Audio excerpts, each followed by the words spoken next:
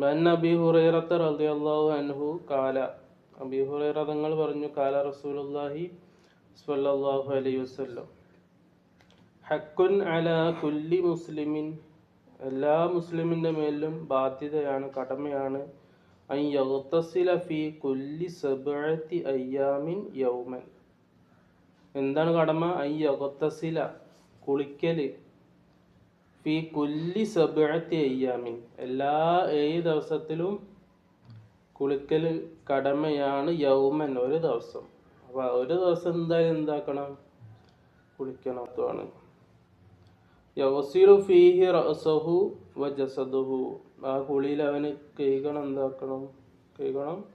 റഅസഹു വ ജസദഹു, അവൻ്റെ തലയും തലമുടിയും, വജസദഹു, ശരീരത്തും മൊത്തം എന്താക്കണം?